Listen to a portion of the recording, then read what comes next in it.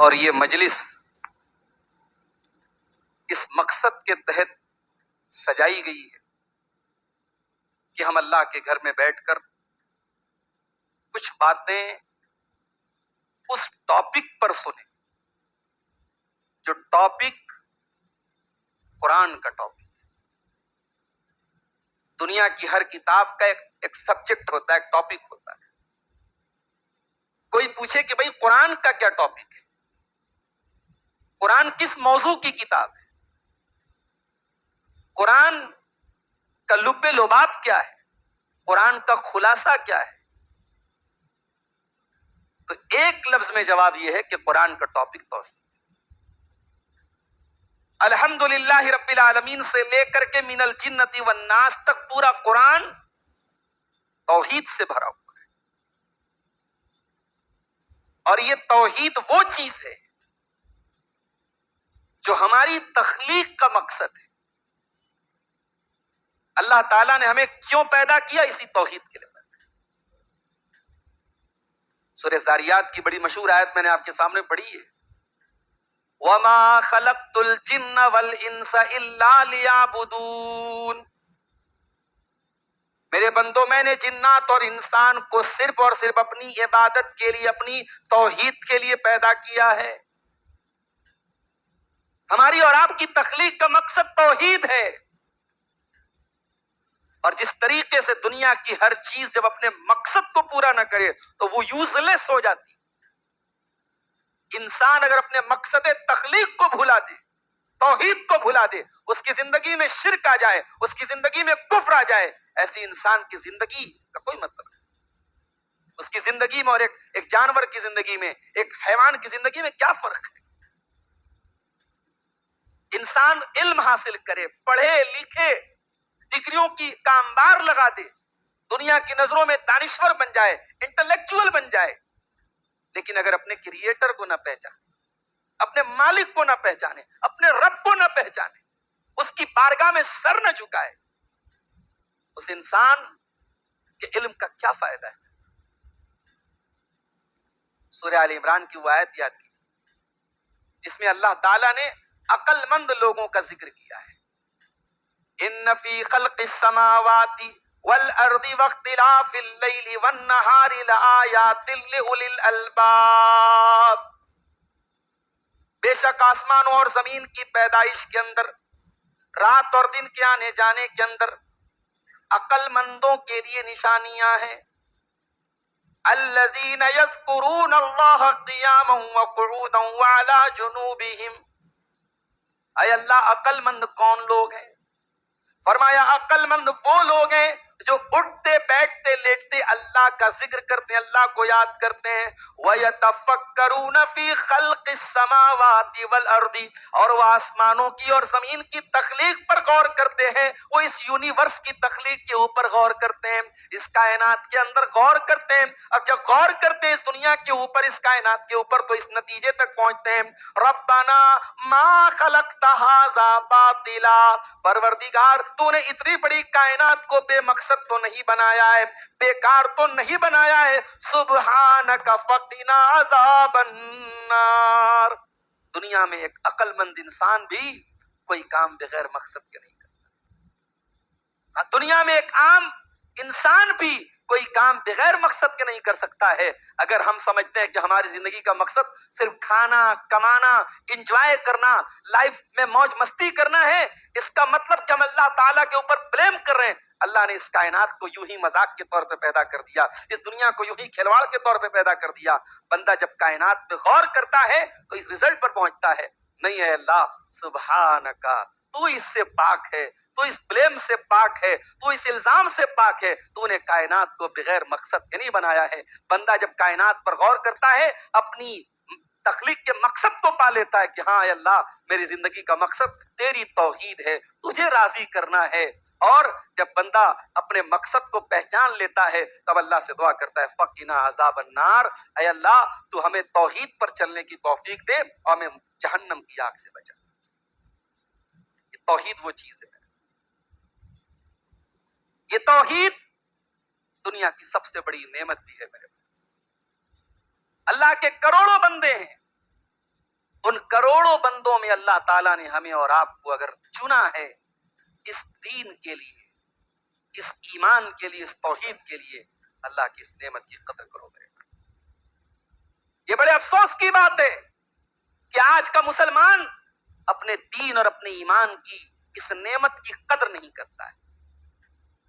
کبھی کبھی کافروں اور مشرکوں کی دولت کو دیکھ کر، ان کی دنیاوی زندگی کی رونق کو دیکھ کر، ان کی چکا چوند کو دیکھ کر، ہماری عورتیں ان کی عورتوں کے ڈریس کو دیکھ کر، ان کے لائف اسٹائل کو دیکھ کر کے دھوکہ کھا جاتے ہیں کہ صاحب زندگی تو یہ ہے، موج مستی تو یہ کر رہے ہیں۔ میرے بھائیوں، دنیا کی ساری دولت بھی اگر کسی کے پاس اور ایمان نہیں ہے، اور ہمارے پاس کچھ نہیں ہے اور ہمارے پاس ایمان ہے، ہم اس سے زیادہ دولت مند ہیں۔ ہمارے پاس وہ دولت ہے جو کل قیامت کے دن اللہ کی بارگاہ میں کام آئے۔ دنیا کے بڑے بڑے کھرب پتی آئیں گے جن کے پاس دولت کی کمی نہیں، سونے چاندی کی کمی نہیں، ہیرے جواہرات کی کمی نہیں، اللہ کی بارگاہ میں آ کے ریکویسٹ کریں گے، گزارش کریں گے، اے اللہ بڑی دولت چھوڑ کے آیا، اللہ ساری دولت تو لے لے اے اللہ، بس ہمیں جہنم کی آگ سے بچا۔ اللہ تعالیٰ اعلان فرمائے گا ان الذین کفروا وماتوا وهم کفار فلن يقبل من احدهم ملء الارض ذهبا۔ جو لوگ ایمان کے بغیر دنیا سے چلے گئے، توحید کے بغیر دنیا سے چلے گئے، وہ زمین بھر کے سونا بھی اگر لے کے آ جائیں، ان کا سونا اللہ کی بارگاہ میں قبول نہیں کیا جائے گا۔ جہنم کی آگ سے زمین بھر کے سونا بھی اگر وہ لے کے آ جائیں، اگر توحید نہیں ہے اللہ کیا وہ نہیں بچ سکتے۔ اتنی بڑی دولت ہے۔ مسلمان اگر دنیا میں پریشانی اور مصیبت کی انتہا پر بھی اگر ہے، اگر اس کے پاس توحید کی دولت ہے تو وہ کبھی مایوس نہ ہو۔ تیرے پاس وہ ہے جو کروڑوں لوگوں کے پاس ہے، تیرے پاس وہ ہے جو آخرت میں تجھے نجات دے۔ اسی لیے اللہ قرآن میں بار بار میں تاکید کرتا ہے وَلَا تَمُوتُنَّ إِلَّا وَأَنْتُمْ مُسْلِمُونَ، اے میرے بندو تمہیں موت نہ آئے مگر اسلام کی حالت میں، توحید کی حالت میں، مرتے دم تک اس توحید کی حفاظت کرنا ہے۔ اسی لیے اللہ کے نیک بندے دعا کرتے ہیں ربنا لا تزغ قلوبنا بعد اذ هديتنا وهب لنا من لدنك رحمة انك انت الوهاب۔ پروردگار جب تو نے ہم کو ہدایت سے نوازا ہے، ہم کو توحید سے نوازا ہے، تو اے اللہ اب دوبارہ ہم شرک کی گندگی کی طرف نہ جائیں، ہم کفر کی دلدل کی طرف نہ جائیں، ہمیں ہمارے دل کو تو ہر قسم کی گمراہی سے بچا کے رکھ، ہمیں دین کے اوپر تو ثابت قدم رکھ۔ اللہ کے نبی ایک دعا کرتے تھے اللہم انی اعوذ بک من الحور بعد الکور، اے اللہ مجھے کور کے بعد حور سے بچا۔ یہ کور کا کیا مطلب ہوتا ہے اور حور کا کیا مطلب ہوتا ہے؟ یہ ہمارے حضرت صدر صاحب، ہمارے سلیم بھائی، انہوں نے پگڑی پہنی، امامہ، اس کو عربی میں امامہ بولتے ہیں، ہمارے یہاں امامہ بولتے ہیں، امامہ نہیں امامہ ہوتا ہے، امامہ عین کے کسرہ کے ساتھ۔ تو یہ جو امامہ ہے اس کو جب لپیٹتے ہیں تو اس کو عربی میں کور بولتے ہیں، اور جب اس کو کھولتے ہیں تو اس کو عربی میں حور بولتے ہیں۔ اللہ کے نبی دعا کر رہے ہیں کہ اے اللہ جب توحید کے بندھن میں میں بندھ گیا، ایمان کے رشتے میں جڑ گیا، اب یہ رسی ڈھیلی نہ پڑنی پائے، اس رسی کو تو کھلنے سے بچا لے۔ اللہم انی اعوذ بک من الحور بعد الکور۔ یہ پیارے نبی کی دعا ہے، کتنی پیاری دعا ہے۔ یہ توحید وہ دولت ہے میرے بھائی جس کی حفاظت کی نبی اکرم دعا کیا۔ واللہ آج ہمارے دل کو بڑی تکلیف پہنچتی ہے جب ہم دیکھتے ہیں کہ ہماری قوم کی بہنیں، ہماری قوم کی بیٹیاں آج کسی کے پیار اور محبت کے میٹھے بول کی وجہ سے اور کسی سے عشق کے جھانسے میں آ کر ایمان کا سودا کر لیتی ہیں، توحید کو چھوڑ۔ یہ توحید تو وہ دولت ہے میرے بھائی، صحابہ کرام نے اپنے ماں باپ قربان کر دیے، اپنے بچے قربان کر دیے، اپنا گھر بار قربان کر دیا۔ یہ توحید تو وہ دولت ہے جس کو بچانے کی خاطر سب کچھ قربان کر دیا۔ آج اس توحید پر ہمیں کچھ بات کرنا ہے۔ توحید کا مطلب کیا ہوتا ہے؟ عربی زبان میں توحید کا مطلب ہوتا ہے کسی چیز کو ایک کرنا اور ایک جاننا۔ شریعت کے ٹرم میں توحید کس کو بولتے ہیں؟ شریعت کے ٹرم میں 3 چیزوں کا نام توحید ہے۔ توحید کا ایک مطلب یہ ہوتا ہے کہ اللہ تعالیٰ کے بارے میں یہ عقیدہ رکھنا کہ اللہ ہی ساری کائنات کا کریٹر ہے، ساری کائنات کا سسٹینر ہے، ساری کائنات کا منتظم ہے، انتظام کرنے والا ہے، چلانے والا ہے، بارش اتارنے والا وہی ہے، ہواؤں کو چلانے والا وہی ہے، موت دینے والا وہی ہے، زندگی دینے والا وہی ہے۔ یہ توحید کی پہلی قسم ہے، اس کو کہتے توحید ربوبیت، اللہ کو رب ماننا۔ اور آپ کی نالج کے لیے یہ بات بتا دوں کہ توحید کی اس قسم کو مکہ کے کافر بھی مانتے، مکہ کے کافر بھی اس توحید کو مانتے تھے، اس توحید پہ جھگڑا نہیں تھا۔ وَلَئِن سَأَلْتَهُمْ من خلق السماوات والارض ليقولن اللہ۔ اے نبی اگر آپ ان سے پوچھیں کہ کون ہے جس نے آسمانوں اور زمین کو پیدا کیا ہے، ایک ہی جواب دیں گے اللہ ہے۔ مکہ کے کافر یہ جواب دیں گے کہ اللہ ہے۔ اس توحید پر جھگڑا نہیں تھا، جھگڑا ہے توحید کی دوسری قسم کہ جب اللہ ہی ساری کائنات کا رب ہے، ہمارا کریٹر ہے، ہمارا مالک ہے، ہماری ایک ایک سانس کا مالک ہے، ہمارے دل کی ایک ایک دھڑکن کا مالک ہے، بگڑی بنانے والا وہ ہے، مصیبتوں کو دور کرنے والا وہ ہے، جلانے مارنے والا وہ ہے، بیماری شفا دینے والا وہ ہے، تو اب عبادت کی جتنی ویرائٹیز ہیں اور عبادت کی جتنی اقسام ہیں وہ ہم صرف اور صرف اللہ کے لیے انجام دیں۔ رکوع اللہ کی بارگاہ میں، سجدہ اللہ کی بارگاہ میں، دعا اللہ کی بارگاہ میں، نماز اللہ کے لیے، خوف اللہ سے، محبت اللہ سے، امید اللہ سے، قربانی اللہ کے نام کی، قسم اللہ کے نام کی، عبادت کی جتنی ویرائٹیز ہیں ان ساری عبادت کی اقسام کو صرف اور صرف اللہ کے لیے خاص کرنا، یہ توحید کی دوسری قسم ہے اور یہ موسٹ امپورٹنٹ قسم، یہ سب سے اہم، اور اسی پر سارا جھگڑا ہے۔ مکہ کے کافر اس کو نہیں مانتے تھے، وہ کہتے تھے نہیں صاحب ہم اللہ کو رب تو مانتے ہیں مگر ہمارے یہ لات منات حبل عزا یہ جو ہمارے دیوی دیوتا ہیں ہم ان کو بھی اپنا حاجت روا، مشکل کشا، بندہ نواز، غریب نواز، داتا، غوث اعظم ہم مانتے ہیں۔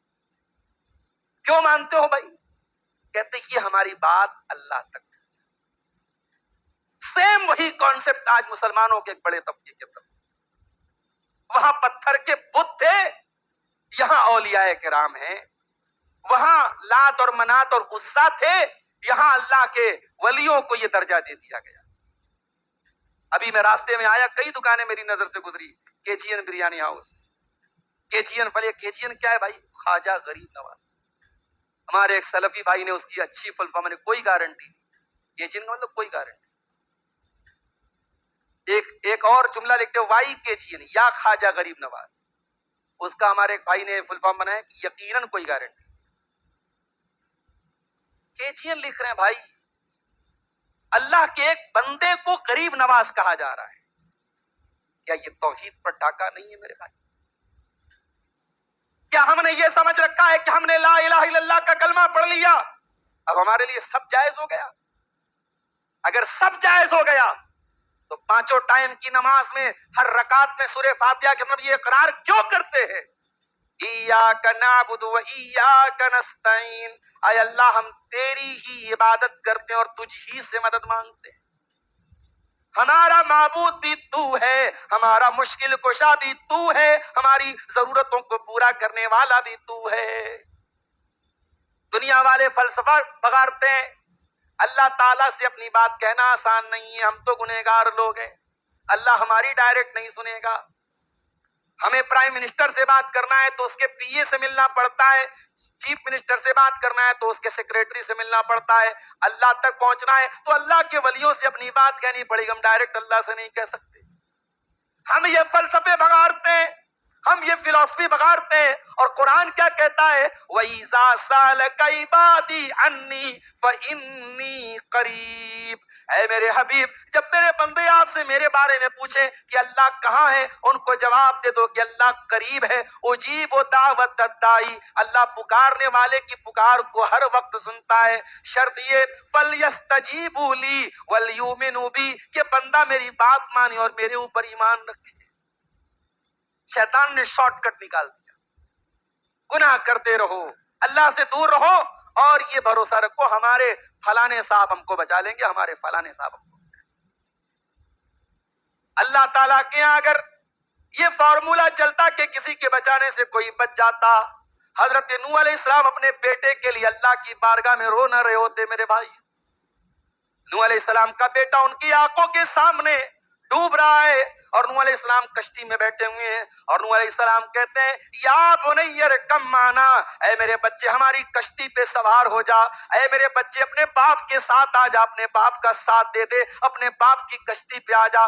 بیٹا جواب دیتا ہے سآوی الی جبل یعصمنی من الماء، اے ابا جان مجھے آپ کو میری فکر کرنے کی ضرورت نہیں ہے، جب پانی آئے گا، جب طوفان آئے گا میں کسی پہاڑ کے اوپر چلا جاؤں گا، مجھے آپ کی کشتی پہ نہیں جانا ہے، میں آپ کے اوپر ایمان نہیں لاؤں گا۔ بیٹا لاجک بیان کر رہا ہے۔ بیٹا کہہ رہا ہے ابا طوفان آئے گا، کتنا بڑا طوفان آئے گا، میں پہاڑ پہ چڑھ جاؤں گا، بچ جاؤں گا میں۔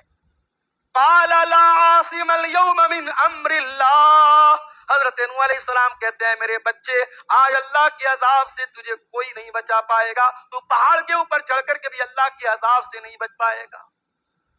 ابھی باپ بیٹے کی گفتگو چل ہی رہی، قرآن کہتا ہے فحال بینہم الموج فکان من المغرقین، باپ بیٹے کی ابھی بات چل ہی رہی تھی کہ اچانک ایک پانی کا تھپیڑا آیا، ایک موج کی لہر آئی، اور نوح علیہ السلام کے بیٹے کو ڈوبا کے لے گیا۔ پیغمبر کا بیٹا ڈوب گیا، اور پیغمبر بھی کوئی معمولی پیغمبر نہیں، 950 سال تک اللہ کے دین کی تبلیغ کرنے والا، 950 سال تک اللہ کی توحید کی دعوت دینے والا پیغمبر، ان کا بیٹا ڈوب گیا ان کی آنکھوں کے سامنے۔ حضرت نوح علیہ السلام نے اللہ کی بارگاہ میں ہاتھ، اے اللہ تو نے وعدہ کیا تھا تو میری فیملی کو بچائے گا، ان ابنی من اہلی، اے اللہ میرا بیٹا بھی تو میری فیملی میں سے ہے، میرا بیٹا تو نہیں بچا، میرا بیٹا تو ڈوب گیا، دنیا میں بھی ڈوبا آخرت میں بھی ڈوب گیا۔ اے اللہ تو نے کہا تھا کہ جو میری کشتی پہ آئے گا وہی ایمان والا ہوگا، میرا بیٹا تو ایمان بھی نہیں لایا، میرا بیٹا تو ڈوب گیا۔ اے اللہ تو نے وعدہ کیا تھا تو میری فیملی کو بچائے گا، میری فیملی تو نہیں بچ پائی، میرا بیٹا تو نہیں بچ پایا۔ آج ہمارے یہاں بعض لوگ اپنے شجرے پر بڑا ناز کرتے ہیں، ہم تو جناب فلاں ہیں، ہم تو سید ہیں، ہم رسول کی نسل سے ہیں، ہمیں جہنم کی آگ نہیں چھو سکتی۔ معاف کرنا، آپ رسول کے خاندان سے، تب بھی اللہ کے ہاں یہ دیکھا جائے گا کہ آپ کا ایمان کیسا تھا، آپ کا عقیدہ کیسا تھا۔ اگر ایمان اور عقیدے کے ساتھ کوئی رسول کی خاندان سے، تو بے شک اس کے لیے یہ عزت کی بات ہو سکتی ہے کہ وہ اولاد رسول میں سے، لیکن ایمان نہیں اور عقیدہ نہیں، عمل نہیں ہے، تو صرف یہ ٹائٹل کہ صاحب ہم سید ہیں، اللہ کے اس ٹائٹل کی کوئی حیثیت۔ اللہ کے پیارے نبی فرماتے ہیں من بطأ بہ عملہ لم یسرع بہ نسبہ، جس کا عمل اس کو پیچھے کر دے، اس کا نسب، اس کا خاندان اس کو آگے نہیں کر سکتا۔ اللہ کے نوح علیہ السلام کہہ رہے کہ اللہ میرا بیٹا کیوں ڈوب گیا، تو نے کیوں نہیں بچایا؟ اللہ نے پہلے ڈانٹ پلائی، کہا کہ اے نوح ان ابنک لیس من اہل، تیرا بیٹا تیرے اہل میں سے نہیں، تیرا بیٹا تیرے پریوار میں سے نہیں ہے، انہو عمل غیر صالح، تیرے بیٹے کا عمل خراب تھا، تیرے بیٹے کا ایمان صحیح نہیں تھا، تیرے بیٹے کا عقیدہ صحیح نہیں تھا۔ ہم نے ضرور وعدہ کیا تھا ہم تیری فیملی کو بچائیں، مگر تیری فیملی سے تیری ایمان والی فیملی مراد ہے، تیری کافر فیملی مراد نہیں۔ اللہ کے ایمان کا رشتہ چلتا ہے، اللہ کے نسب کا رشتہ اور خون کا رشتہ نہیں چلتا ہے۔ اور اللہ نے پھر حضرت نوح علیہ السلام کو سمجھایا کہ انی اعیذک، اے نوح میں تمہیں نصیحت کرتا ہوں کہ مجھ سے کوئی ایسا سوال مت کرنا جس کا تمہیں حق ہے۔ یہاں صاحب تکیہ لگا کے بیٹھے فلانے بچا لیں گے، فلانے بچا لیں گے، کہنے والے تو یہاں تک کہتے ہیں اللہ کے پلے میں وحدت کے سوا کیا ہے، لینا ہے جو لے لیں گے دربار محمد سے۔ کہنے والے تو یہاں تک کہتے ہیں وہی جو مستوی عرش تھا خدا ہو کر اتر پڑا مدینے میں مصطفیٰ۔ اس خلو نے نبی کی شان میں، اولیاء کی شان میں یہ حد سے زیادہ تجاوز کرنے نے آج امت کا بیڑا غرق کر کے رکھا ہے، اور امت نے اس توحید کی دولت کو گنوا دیا جو توحید کی دولت ہمارے پیارے نبی ہم کو دے۔ توحید الوہیت، اللہ ہی عبادت کے لائق، اللہ ہی دعا کے لائق ہے۔ آج توحید الوہیت سے امت سب سے زیادہ شہر حیدرآباد میں آپ نکل جائیں، کتنے مزارات آپ کو ملیں گے، بزرگوں کے نام پر دکانیں سجی ہیں، بے حیائی کا پورا سیلاب ہے۔ کون سا ایسا گناہ ہے اور کون سی ایسی خباثت ہے جو آپ کو نظر نہیں آئے؟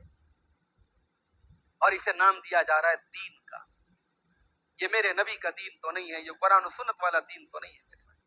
میرے نبی کا دین تو وہ ہے، اللہ کے پیارے نبی کا انتقال ہوتا ہے سوموار کے دن 12 ربیع الاول کی تاریخ، اور انتقال سے ایک دن پہلے جب آپ کی زبان سے الفاظ بھی صحیح طریقے سے نہیں نکل رہے تھے، اس عالم میں آپ نے بڑی بے چینی اور بے قراری کے عالم میں آپ نے کہا تھا الا لعنت اللہ علی الیہود والنصارى اتخذوا قبور انبیائہم مساجد، اللہ کی لعنت ہو یہود و نصارہ کے اوپر، انہوں نے اپنے نبیوں کی قبروں کو سجدہ گاہ بنا لیا ہے۔ او لوگو، تم میری قبر کو سجدہ گاہ نہ بننے دینا، میری قبر کو تم بت نہ بننے دینا، میری قبر کے اوپر تم سجدے نہ کرنے لگنا۔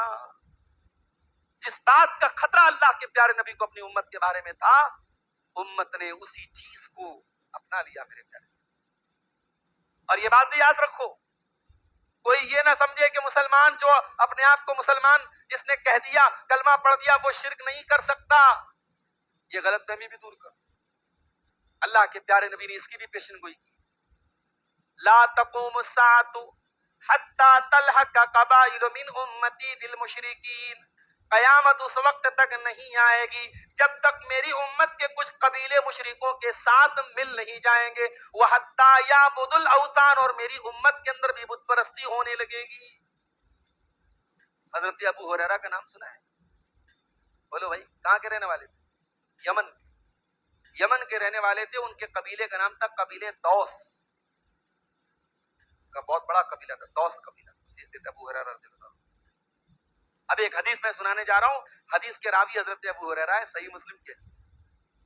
اللہ کے نبی فرماتے ہیں لا تقوم الساعة حتى تضطرب علیات نساء دوس حول ذی الخلصہ، قیامت اس وقت تک نہیں آئے گی جب تک قبیلہ دوس کی عورتیں ذوالخلصہ نامی بت کے آگے اپنے کولے نہیں مٹکائیں گی، اس کا چکر نہیں لگائیں گی۔ میں ایگزیکٹ لفظی ترجمہ کر رہا ہوں، اس کو آپ یہ مت سمجھے میں مبالغہ کر رہا ہوں، ابھی میں نے جو لفظ استعمال کیا حدیث کے الفاظ کا ایگزیکٹ ترجمہ کر رہا ہوں۔ قبیلے دوس کی عورتیں، یہ کون سا قبیلہ ہے؟ ابو ہریرہ رضی اللہ عنہ کا اپنا قبیلہ ہے۔ اور امانت داری دیکھو حضرت ابو ہریرہ کی، نبی کی حدیث کو ایز اٹ از بیان کر، یہ نہیں سوچا میرے قبیلے کی برائی ہو رہی ہے، میرے قبیلے کی عورتوں پر اتنا بڑا، ان کے بارے میں اتنی بڑی بات کہی جا رہی ہے۔ ابو ہریرہ رضی اللہ تعالیٰ عنہ کی امانت دیکھو کہ نبی سے جو الفاظ سنے اس کو من وعن امت کو بیان کر دیا کہ پیارے نبی نے فرمایا قیامت کے پہلے وہ دور بھی آئے گا جب قبیلے دوس کی عورتیں ذوالخلصہ نامی بت کا طواف کریں، یعنی اس امت کی عورتوں کے اندر شرک ہوگا۔ اور آج ہم وہ حالات دیکھ رہے ہیں میرے پیارے سے۔ قرآن ہمیں توحید کا درس دیتا ہے، قرآن میں اللہ نے نبیوں کے واقعات بیان کیے۔ کبھی آپ غور کیجئے نبیوں کے واقعات میں آپ کو ایک چیز کامن ملے گی۔ نبیوں کی قوموں کے الگ الگ معاملات ہیں۔ شعیب علیہ السلام کی قوم ناپ تول میں کمی کر رہی ہے، صالح علیہ السلام کی قوم نے اللہ کی طرف سے جو اونٹنی آئی تھی اس کو قتل کر ڈالا، قوم عاد اور قوم سمود نے بڑے تکبر سے کام لیا، اور اسی طریقے سے حضرت شعیب علیہ السلام کی قوم ناپ تول میں کمی کر رہی ہے۔ مختلف قوموں کے الگ الگ جرائم ہیں، مگر ایک چیز سب میں کامن ہے، یہ ساری قومیں مشرک تھیں، اور اللہ کے جتنے نبی آئے انہوں نے پہلا درس کیا دیا، یا قوم اعبدوا اللہ ما لکم من الہ غیرہ، اے میری قوم کے لوگوں اللہ کی عبادت کرو، اللہ کے سوا تمہارا کوئی معبود۔ سارے نبیوں کا کامن میسج ہے توحید، اور سارے نبیوں کی زندگی میں بھی توحید ہے۔ کسی نبی نے اپنے سے پہلے والے نبی کے وسیلے سے دعا نہیں مانگی، کسی نبی نے اپنے سے پہلے والے نبی کی قبر پہ جا کے دعا نہیں مانگی، کسی نبی نے اپنے سے پہلے والے نبی کے نام کے ساتھ یا لگا کے نعرہ نہیں لگایا، یا موسیٰ یا عیسیٰ یا نوح یا لوط، کسی نے نعرہ نہیں لگایا۔ نبیوں کی زندگی میں توحید ملتی ہے۔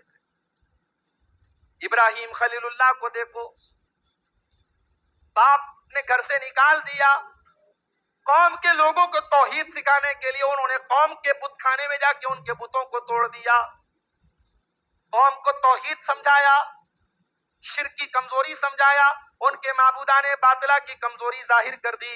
جب قوم کے لوگوں نے یہ دیکھ لیا کہ دلائل کے ذریعے بھی اس کے اوپر ہمارا زور نہیں چل سکتا ہے، تو قوم کے لوگوں نے تشدد سے کام لیا اور کہا کہ اس کو آگ میں ڈلوا دو، اور ایک ابراہیم کو جلانے کے لیے اتنی بڑی آگ تیار کی کہ اس آگ سے پورا گاؤں جلایا جا سکتا تھا، پورا محلہ جلایا جا سکتا تھا، اتنی بڑی آگ تیار کی۔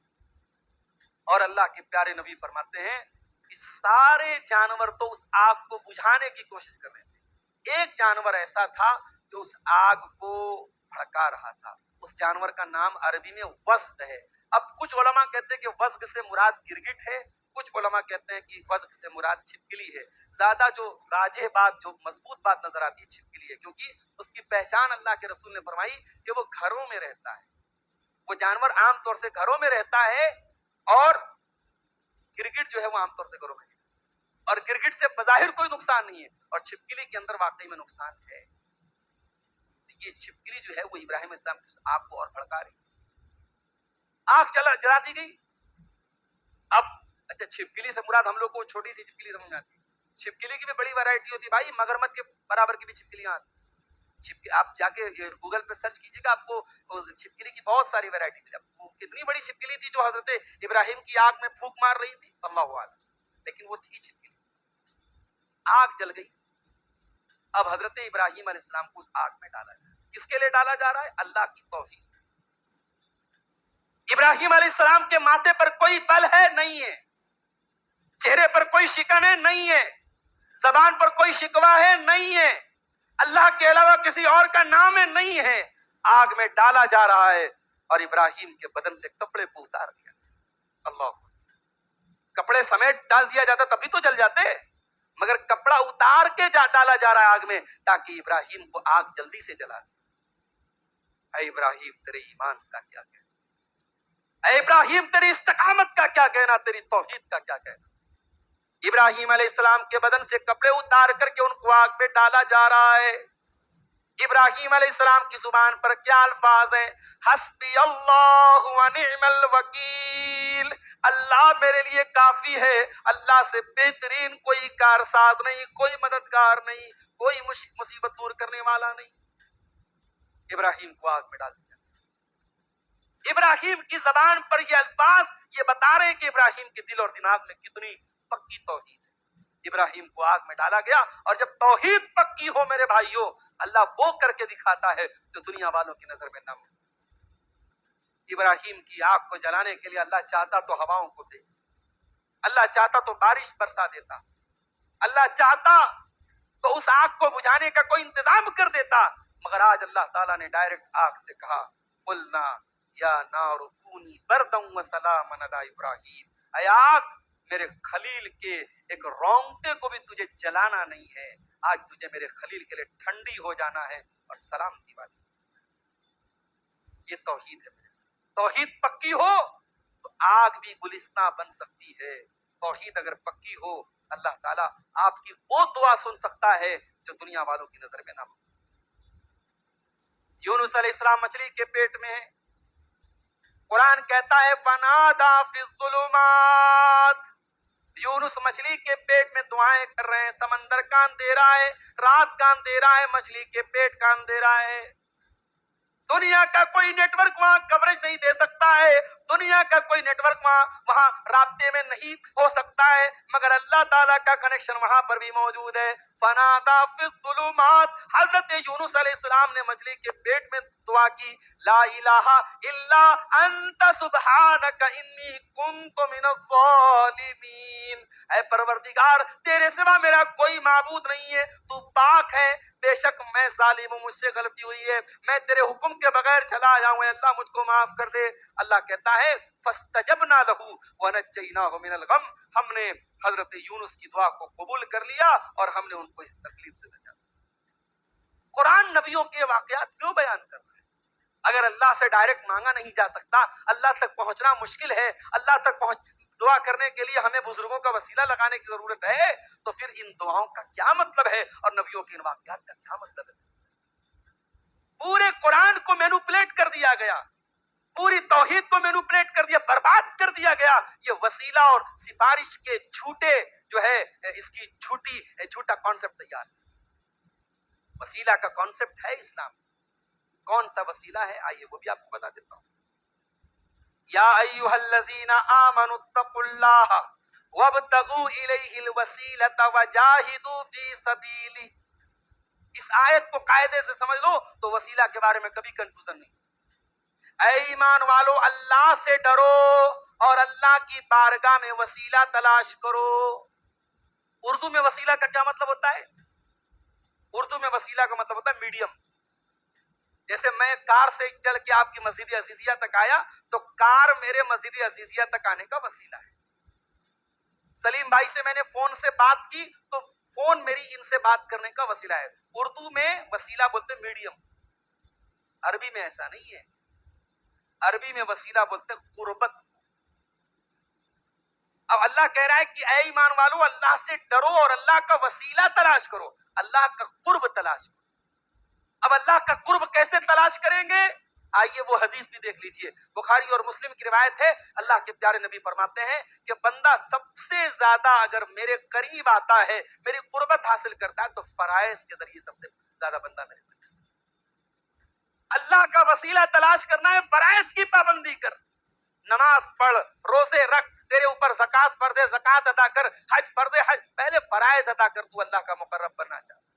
اور جب فرائض ادا کر لو تو پھر سیکنڈ اسٹیپ پر کیا ہے؟ اللہ کے پیارے نبی فرماتے ہیں پھر بندہ نوافل کو اپناتا ہے، اور جتنی وہ نوافل کو اپناتا ہے اتنا میرا مقرب بنتا چلا۔ ہم نے صاحب وسیلہ کا ایک جھوٹا کانسیپٹ کھڑا کر دیا، بزرگوں کی کو ہم نے بنا لیا کہ صاحب یہ ہمارے جتنے بزرگ ہیں یہ ہمارے وسیلہ ہیں اور یہ ہمیں بچا لیں گے۔ ہم شراب پیئیں، ہم زنا کریں، ہم چوری کریں، ہم شرک کریں، ہم بدعت کریں، ہم جو چاہے سو کریں، ہمارے پیر صاحب، ہمارے بابا جی، ہمارے فلانے، ہمارے ڈماکی ہم کو بچائیں۔ یہاں اللہ کے پیارے نبی اپنی بیٹی فاطمہ سے کہتے ہیں، اپنی پھوپھی صفیہ سے کہتے ہیں، اپنے چچا عباس سے کہتے ہیں کہ اے میرے چچا عباس، اے میری پھوپھی صفیہ، اے میری بیٹی فاطمہ، انقذوا انفسکم من النار، اپنے آپ کو جہنم کی آگ سے بچا لو، فإنی لا اغنی عنکم من اللہ شیئا، میں اللہ کے عذاب کے مقابلے میں تمہاری کوئی مدد نہیں۔ اور میرا جملہ نوٹ کر لو، اگر توحید نہیں ہے سرکار کا دامن قیامت کے دن نصیب نہیں ہے۔ ہمارے ایک جملہ بولتے ہیں نا، سرکار کا دامن تھام لیں گے، سرکار کا دامن، رسول کا دامن، اور رسول کی شفاعت اسی انسان کو حاصل ہوگی جو قیامت کے دن توحید کو لے کے آئے۔ اور اہل حدیث ہوں، دلیل کے بغیر بات نہیں کرتا، دلیل آپ کو سنا دیتا ہوں۔ بخاری اور مسلم کی روایت، اللہ کے پیارے نبی کے بڑے پیارے صحابی حضرت ابو ہریرہ رضی اللہ تعالیٰ عنہ کہتے ہیں، میں نے پوچھا ہے اللہ کے نبی، وہ کون خوش نصیب انسان ہوگا جو قیامت کے دن آپ کی سفارش پائے گا، آپ اس کے حق میں شفاعت کریں گے؟ تو حضرت ابو ہریرہ حدیث کے راوی سوال کر رہے ہیں کہ اے اللہ کے رسول، وہ کون سا خوش نصیب انسان ہے جو قیامت کے دن آپ کی سفارش پائے گا؟ ہم لوگ سوال کیا کرتے ہیں، ایک صاحب نے بھی سوال کیا، خانہ کعبہ کا سب سے پہلے طواف کس نے کیا؟ ایک بھائی پوچھتے ہیں آدم علیہ السلام نے جنت پہ جو پیڑ کا پھل کھایا تھا کون سا پیڑ تھا؟ آم کا تھا کہ امرود کا تھا کہ کیوی کا تھا، کون سا تھا وہ؟ حابیل اور قابیل میں جس عورت کی وجہ سے لڑائی ہوئی اس لڑکی کا نام کیا تھا؟ امام ابو حنیفہ کے استاد تھے امام ابراہیم نخعی، ان سے کسی نے پوچھا کہ ابلیس، جنات میں بھی تو میل فیمیل ہوتے نا، تو ابلیس کی فیمیل کا نام کیا، ابلیس کی بیوی کا نام کیا ہے؟ انہوں نے کہا کہ میں اس کے نکاح میں گیا نہیں۔ بڑے فضول قسم کے سوالات آج ہمارے بیچ میں، جن سوالات کا نہ کوئی دنیا کا فائدہ ہے نہ دین کا فائدہ ہے۔ صحابہ کرام سے سوال کرنے کا بھی ہنر سیکھو میرے بھائی۔ کتنا پیارا سوال ہے، کتنا امپورٹنٹ سوال ہے۔ اے اللہ کے نبی، وہ کون سا خوش نصیب انسان ہے جو قیامت کے دن آپ کی شفاعت پائے؟ اللہ کے پیارے نبی کی عادت تھی صلی اللہ علیہ وسلم کہ آپ سوال اگر اچھا ہوتا تھا تو سامنے والے کو انکریج کرتے تھے، اس کا حوصلہ بڑھاتے تھے۔ آپ نے کہا کہ اے ابو ہریرہ، میں شیور تھا، مجھے یقین تھا کہ یہ سوال تم ہی کرو۔ کیوں؟ لما رأیت من حرصک علی الحدیث، کیونکہ میں دیکھ رہا ہوں کہ تیرے اندر نبی کی حدیثوں کو سیکھنے کی تڑپ ہے. اللہ یہ تڑپ ہم سب کے دلوں میں پیدا فرمائے.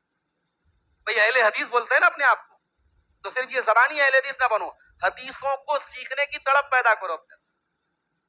اللہ کے پیارے نبی کہہ رہے کہ اے ابو ہریرہ مجھے یقین تھا کہ تیرے اندر جو حدیث کو سیکھنے کی تڑپ ہے، تو سوال سب سے پہلے یہ سوال تو ہی کرے. اب نبی نے جواب دیا، کہا کہ ابو ہریرہ اسعد الناس بشفاعتی یوم القیامہ، قیامت کے دن وہ خوش نصیب انسان جو میری شفاعت پائے گا، من قال لا الہ الا اللہ خالصا من قبل نفسہ، جو دل کے اخلاص کے ساتھ، دل کے خلوص کے ساتھ لا الہ الا اللہ جس نے پڑھا ہوگا، جو توحید کے اوپر رہا ہوگا، توحید لے کے آئے گا، اس کو میری شفاعت ملے گی. کسی مشرک کو، کسی قبر پرست کو، کسی غیر اللہ کے در پہ سر جھکانے والے کو اللہ کے نبی کی شفاعت نہیں ملے گی. اور ایک بات اور بول، یہ تو نبی کی شفاعت کی بات. ہمیں اور آپ کو ایک امید اور ہے، اپنے نبی کے ہاتھوں کوثر کا جام پینے. امید ہے کہ نہیں ہمیں؟ ہم چاہتے کہ نہیں چاہتے کہ اپنے نبی کے ہاتھوں ہم کوثر کا جام پئیں؟ اور یہ جو جس کو اللہ کے نبی اپنے حوض کا پانی پلائیں گے، اللہ کے پیارے نبی فرماتے لا یسمع بعدہ ابدا، اس کے بعد پیاس نہیں لگے گی اسے. اتنا پیارا پانی. یہ پانی بھی کسی مشرک کو نصیب نہیں اور کسی بدعتی کو نصیب نہیں. آئیے وہ بھی، اس کی بھی حدیث آپ کو سنا دیتا ہوں. صحیح مسلم کی حدیث ہے، اور یہ حدیث دل کھول کے ذرا سننا، کان نہیں دل کھول کے سننا، بڑی پیاری حدیث. اللہ کے پیارے نبی صلی اللہ علیہ وسلم بقیع کے قبرستان میں جاتے ہیں اور وہاں جا کر کے آپ دعائے مغفرت کرتے ہیں. جو بقیع کے قبرستان میں جو لوگ دفن ہیں، کبھی آپ کو عمرہ کرنے کا موقع ملے، کبھی بقیع کے قبرستان پہ جائیے. اللہ اکبر. ہمارے یہاں تو زندگی بھر گانجا اور چرس اور ہیروئن پینے والے بھی مر جاتے تو 2 فٹ کی ان کی قبر بنتی ہے اور وہ کوئی بابا بن جاتے ہیں. ہمارے بنارس میں ایک پاگل بابا بھی، پاگلوں کی مزاریں بنی ہیں اس ہندوستان میں. بلی کی مزار ہے. آپ کے گلبرگہ شہر میں چلے جائیے، خواجہ بندہ نواز کی درگاہ کے اندر میں نے دیکھا خواجہ صاحب کی بیٹی نے طوطا پالا تھا، طوطے کی بھی مزار موجود. ولی کا طوطا بھی ولی ہوتا ہے بھائی، ولی کی بلی بھی ولی ہوتی. یہاں بقیع کے قبرستان میں 10,000 سے زیادہ صحابہ کرام کی قبریں ہیں. کوئی کتبہ نہیں، کوئی اونچی قبر نہیں، کوئی پکی قبر نہیں، سب مٹی کی قبریں ہیں. دور تک نظر ڈالو، کوئی نشان نہیں، کوئی پہچان نہیں. اور یہ وہ اللہ کے ولی ہیں، قیامت کی صبح تک ان کے جیسا ولی کوئی پیدا نہیں ہو سکتا. یہ نبی کے صحابہ ہیں. اس روئے زمین پر اللہ کے نبیوں کے بعد اگر سب سے مقدس کوئی جماعت ہے تو صحابہ کی جماعت. یہ بقیع کے قبرستان میں اللہ کے پیارے نبی جاتے ہیں اور وہاں جا کے مغفرت کی دعا کرتے. اس کے بعد اپنے صحابہ کے پاس آپ آتے ہیں اور کہتے ہیں میرے صحابہ وددت انی لقیت اخوانی، میری آرزو ہے کہ میں اپنے بھائیوں سے ملاقات. صحابہ نے کہا اولسنا اخوانک یا رسول اللہ، اے اللہ کے رسول کیا ہم آپ کے بھائی نہیں ہیں؟ کہا کہ انتم اصحابی، تم میرے صحابہ ہو، تم میرے بھائی نہیں. پھر آپ کے بھائی کون ہیں؟ قربان جاؤں میں اپنے نبی کے اوپر، میرے ماں باپ قربان ہوں اللہ کے رسول کے اوپر، میری جان قربان ہوں اللہ کے رسول. آنے والی تمام نسلوں کے لیے یہ حدیث ایک بہت بڑی خوشخبری ہے.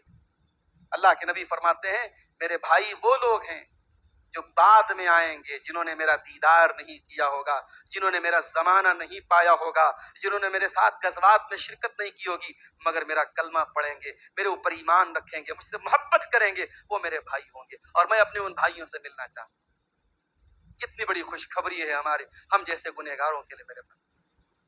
ہم جو بغیر دیکھے اپنے نبی سے محبت کرتے ہیں، ہم نے نبی کی صحبت نہیں اٹھائی، ہم نبی کے ساتھ غزوات میں شریک نہیں ہوئے، ہم نے نبی کی خدمت کا کوئی موقع نہیں پایا، مگر آج بھی نبی کی وفات کے واقعات حدیثوں میں پڑھتے ہیں تو آنکھوں سے آنسو آ جاتے ہیں. نبی کی تکلیفوں کا ذکر پڑھتے ہیں اور سنتے ہیں تو دل لرز اٹھتا ہے. اس نبی سے محبت ہم گنہگاروں کے دل میں کہیں نہ کہیں موجود ہے. اور میرے نبی کہتے ہیں میں اپنے بھائیوں سے ملنا چاہتا ہوں. صحابہ نے کہا اللہ کے نبی آپ پہچانیں گے کیسے اپنے بھائی؟ آپ کی امت کی پہچان کیا ہوگی؟ آپ نے فرمایا میری امت کی پہچان یہ ہوگی